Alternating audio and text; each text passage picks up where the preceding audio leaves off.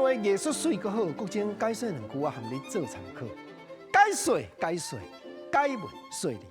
好朋友国情招你研究，咱阁来研究几条啊台湾古早的美菜。咧讲农村时代咱厝人咧用的器具用品。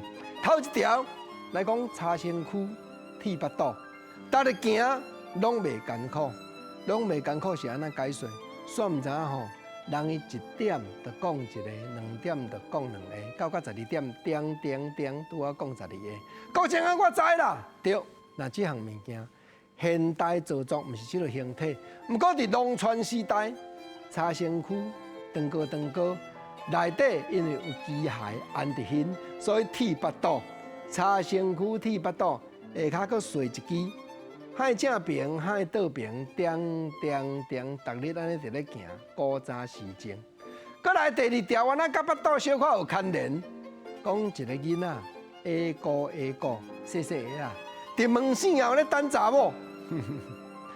可能老爸听到这已经知啊吼，迄个囡仔搁正小甲你提起一个，是用茶来去做的，做到拄啊圆身，讲做下姑。啊！伫房间仔内门醒后，是安尼讲咧等查某。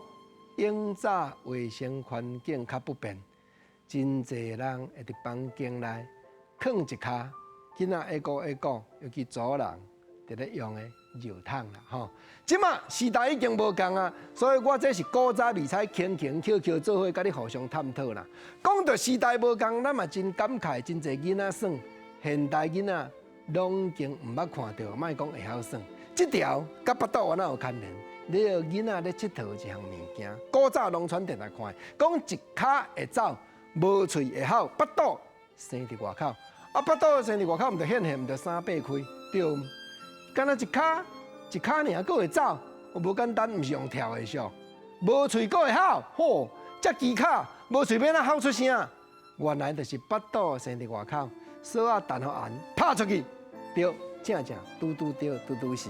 伊一骹会走，毋是用走，伊用踱的。拍干乐啦，干乐这项囡仔耍，正就是无喙会吼。拍落去就鼓大远啊哩，啊一骹佫会走哩，啊巴肚大会生伫外口。这个美菜真正牛，真正艺术，真正奇卡。台湾话艺术就是老辈伫咧想，咱解文说理才有法度，踮遮甲你探讨甲参考。